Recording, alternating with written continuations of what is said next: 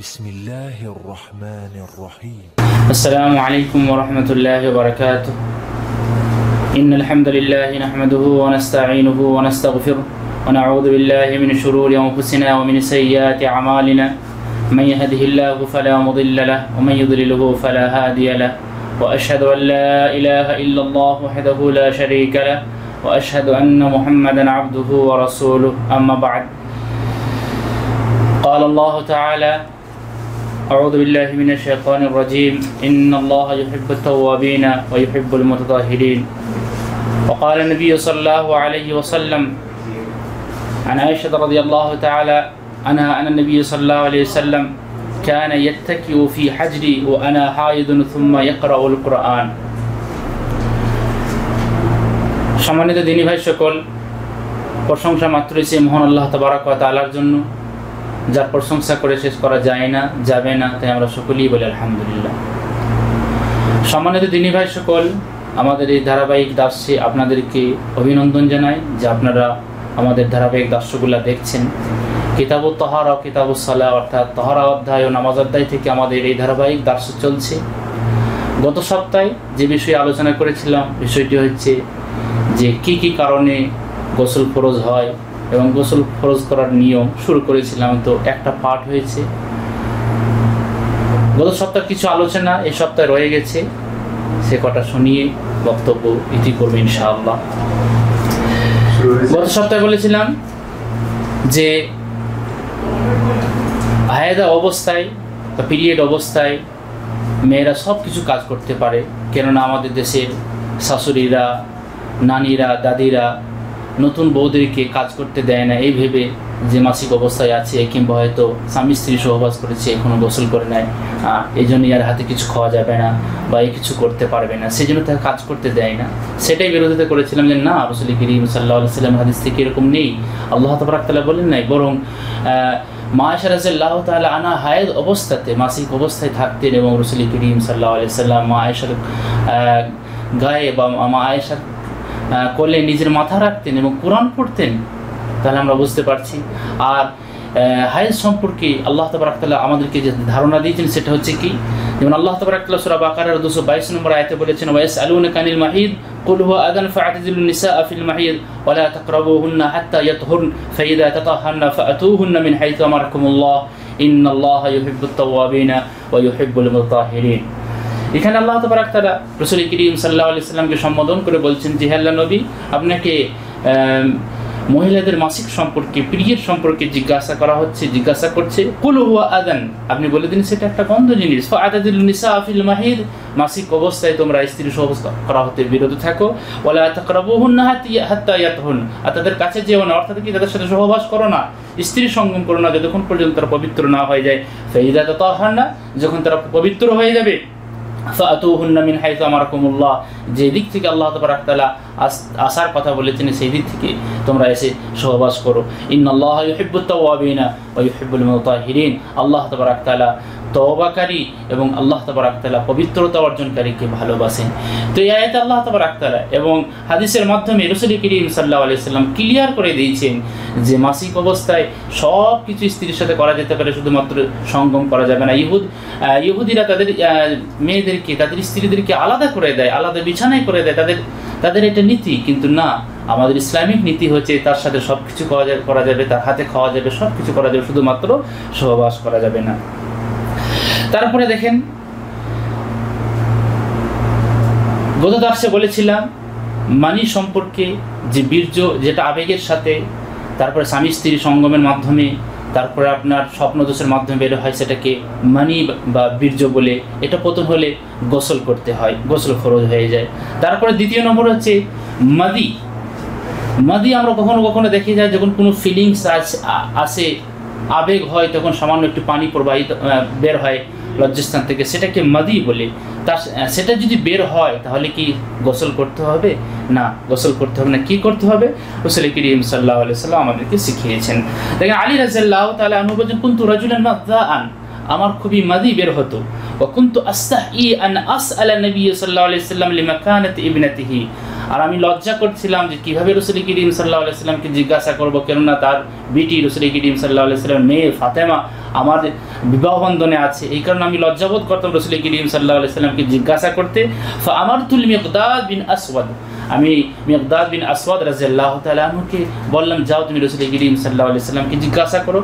তো তিনি রাসূল করিম সাল্লাল্লাহু আলাইহি সাল্লামকে জিজ্ঞাসা করলেন। রাসূল করিম সাল্লাল্লাহু আলাইহি সাল্লাম বললেন, ইয়াগসিলু যাকারাহু ওয়া ইয়াতাওয়াদ্দা, বাস লজ্জাস্থান ধৌত করবে আর উযু করে নেবে, এটাই যথেষ্ট। আর যেখানে লেগেছে সেখানে পানির দ্বারাতে ছিটা মেরে দেবে, তাহলে যথেষ্ট হয়ে যাবে, সেটাকে আর ধৌতও করতে হবে না, ধুতে হবে না।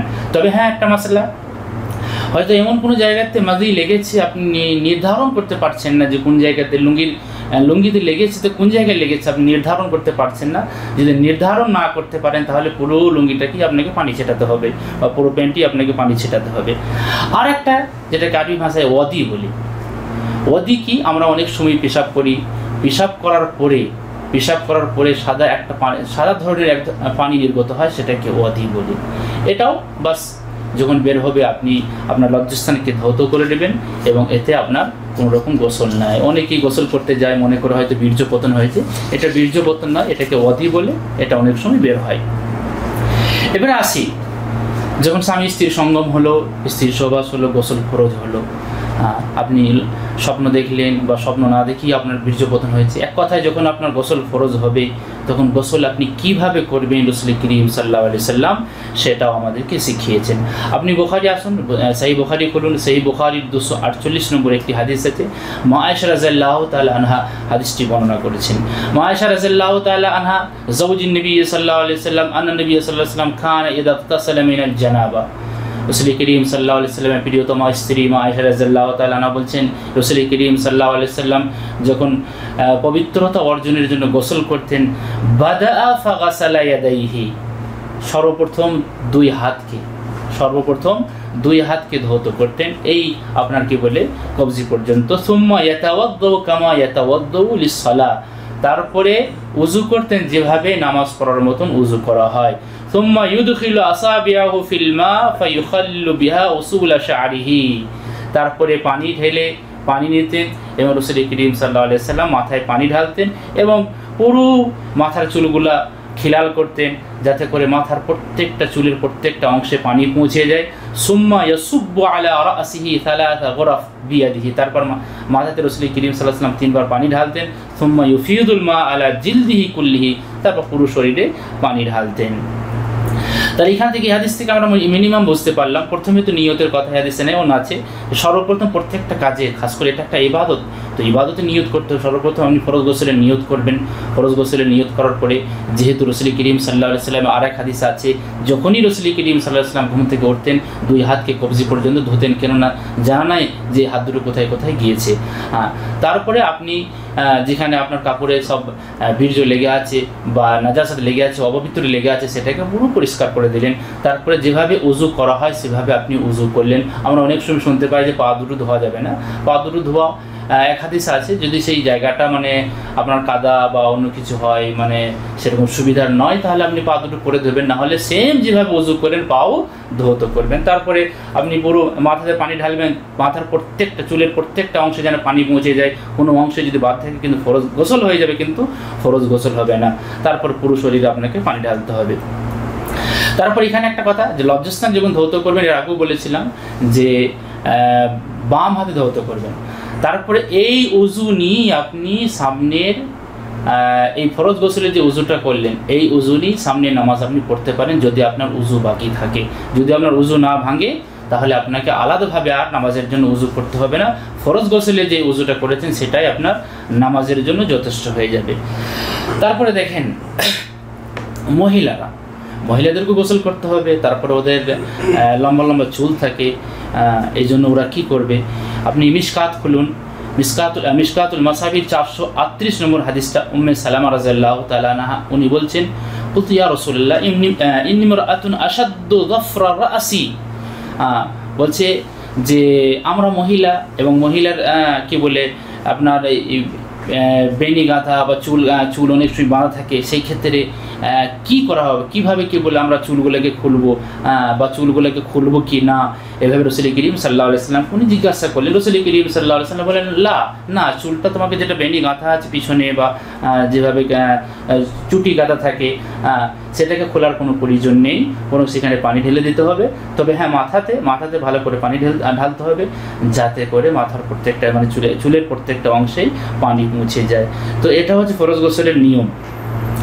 কিন্তু বড় দুঃখের বিষয়, আমাদের দেশে খাস করে গোসল তো জানে কিন্তু ফরজ গোসল জানে না। তাতে মানে ছেলে হোক বা মেয়ে হোক সাধারণ গোসল করে নেয়, সাধারণ গোসল করলেও কিন্তু এটা ফরজ গোসল হচ্ছে না। এবং আপনি যে ইসলাম সম্পর্কে কতটা উদাসীনতা তার পরিচয় আপনি নিজেই দিচ্ছেন, যে আপনি গোসল করছেন কিন্তু ফরজ গোসল আপনি করছেন না।